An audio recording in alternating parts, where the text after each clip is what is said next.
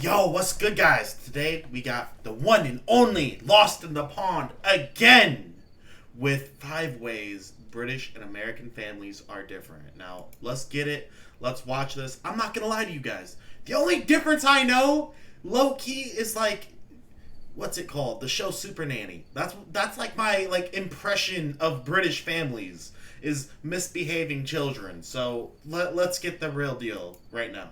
Whoa, back up the truck, right? America has a bigger population, it has more households in general, so this makes sense. Hello, I'm Lawrence and I'm on a quest to uncover all of the memos that Britain and America lost in the pond, and one of those memos pertains to family. You know, there's an old saying in the English language, families, you can't live with them, and there are studies to back me up on that. But as I discussed recently with patrons on my secret stream, there are various nuanced differences between how family life plays out in Britain and America. And as I said to my patrons last Friday, I've experienced the best and the worst of both sides of the coin. And so today, at the risk of alienating everyone in my families, I'm going to lay out some of my observations.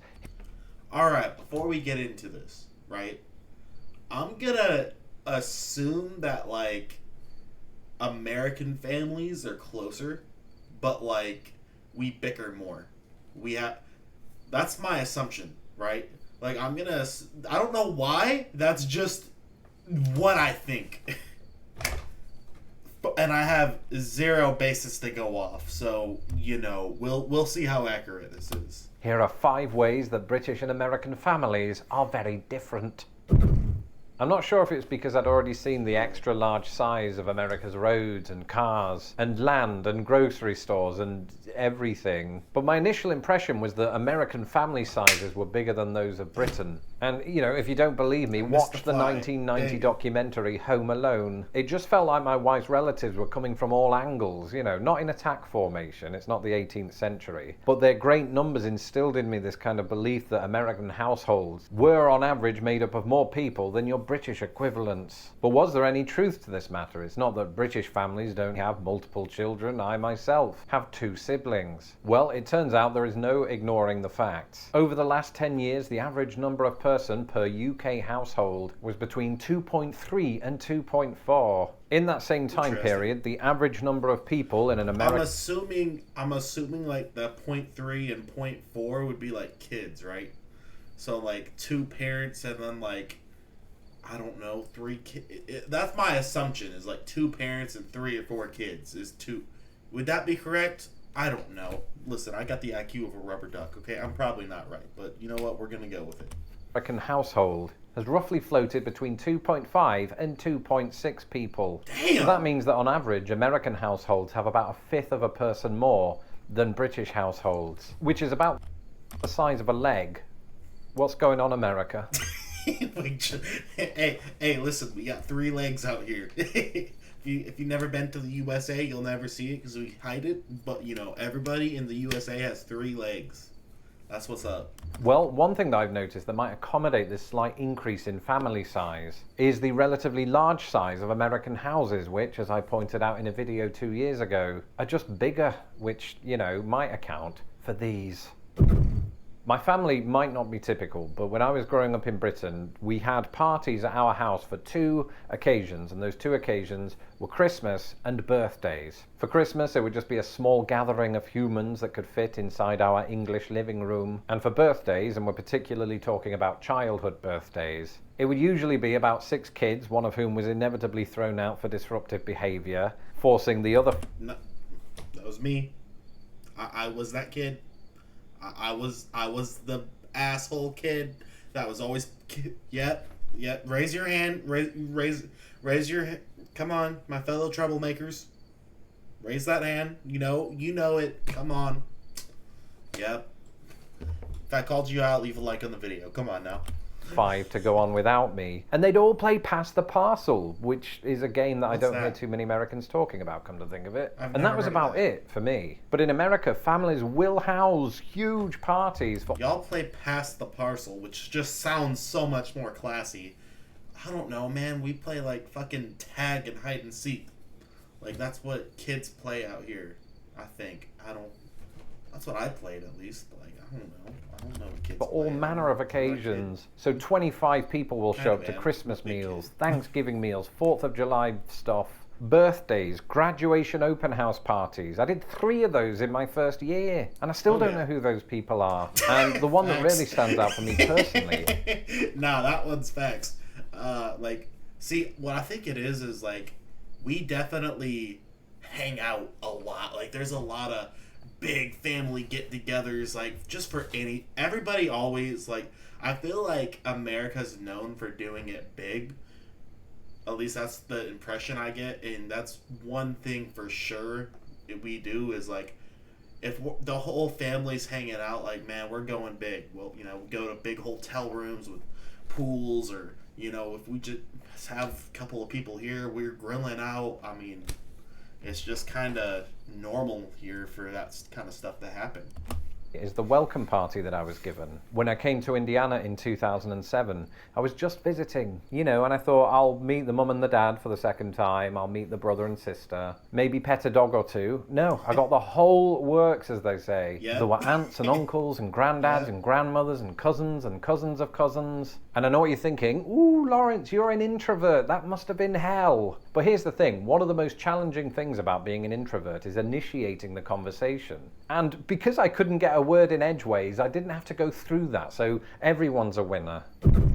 A moment ago, I touched upon graduation open house parties. What I didn't mention is that we do have graduation parties in the UK. It's just that the word graduation usually refers only to the commencement of university/college. Whereas in America, it seems like families will hold a graduation party for various levels of the educational pyramid. So I've celebrated everything from a distant cousin's graduation from elementary school all the way through to university. See, I've never seen, like, say, parties for elementary school or middle school, definitely high school. There's definitely, like, the high school parties, but generally speaking, like, nobody celebrated when I passed school. I think everybody was just surprised. Like, they're like, I can't believe it.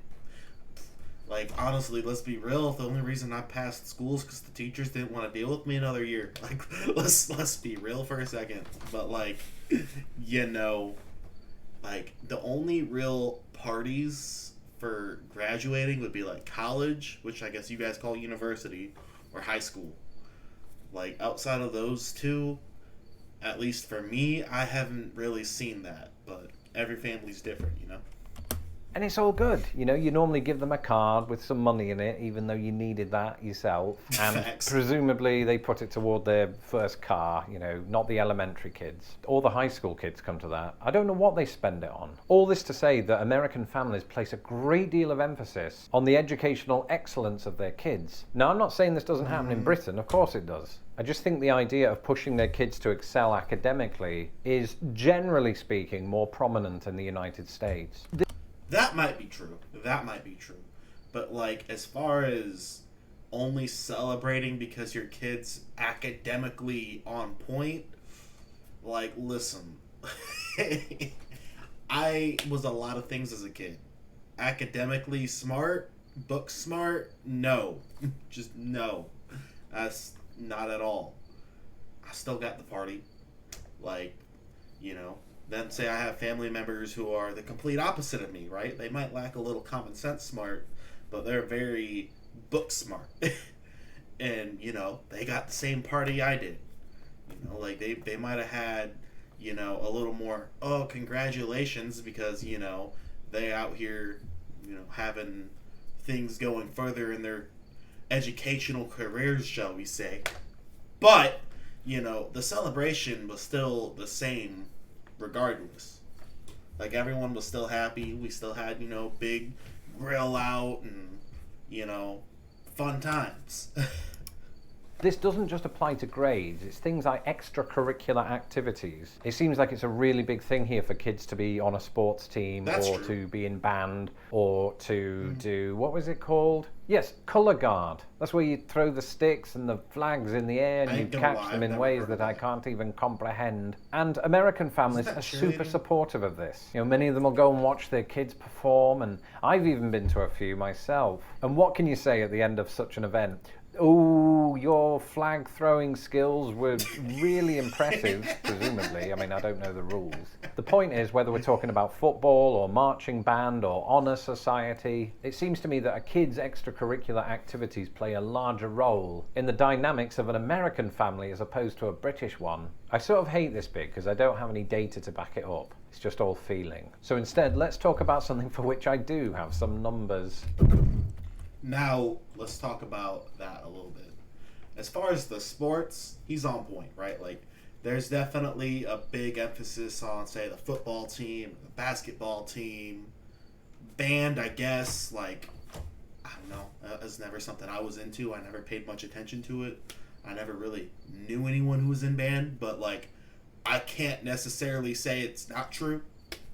But, like, you know, definitely with the football, basketball, you know, mainly those two, at least in my experience. But, you know, everything gets a little bit of respect. Honors, definitely. There's definitely, as far as family goes, big respect if you're in, like, the honors classes.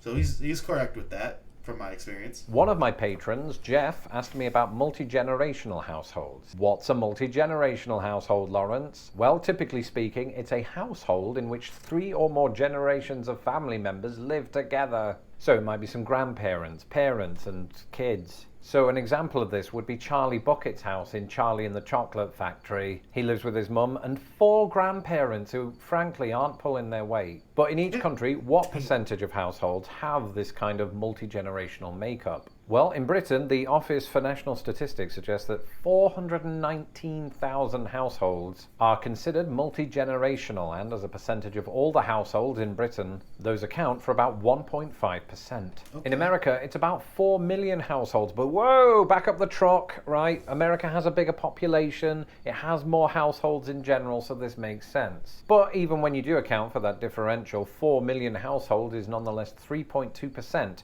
of all American households. So, I mean, not a huge, like, yeah, we have a higher percentage, but only by, what, 2%? Like, that's not a giant difference in the grand scheme of things.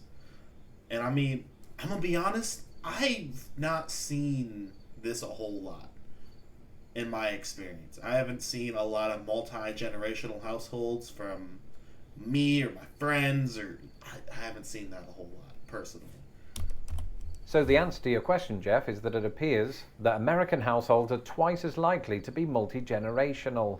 What do we learn from that? I don't know, but it's an interesting fact. Probably, you know what? And then there's the terminology, the titles that we use to describe a particular family member. And I don't just mean the word plonker.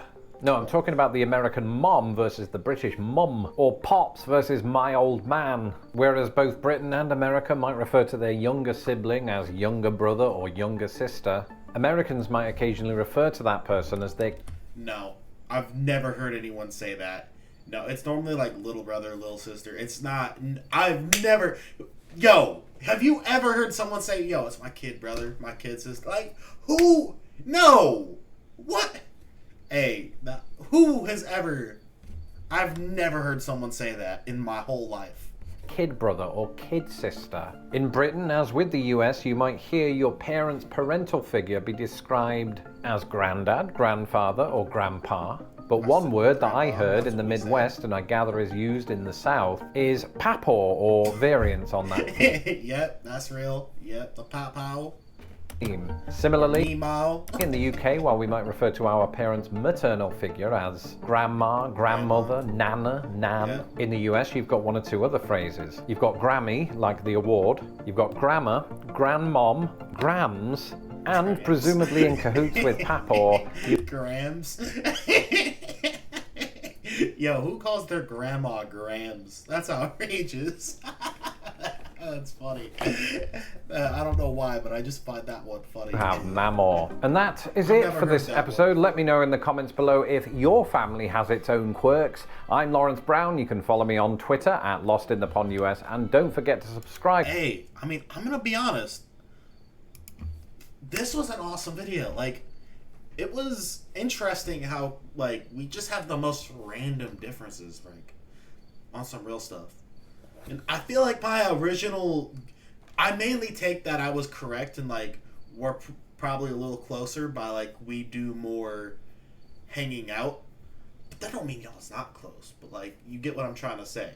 Like we spend more time. It seems like we spend more time together, which I don't know why that is. But we just, for whatever reason, have more get-togethers. But hey, I mean, I want to hear your guys' takes on this. Without further ado, like the video, comment, subscribe, obviously, with every video I react to. Original videos in the description. And if you can't hear my voice, I'm tired. I'm taking a nap, and you guys have an amazing day.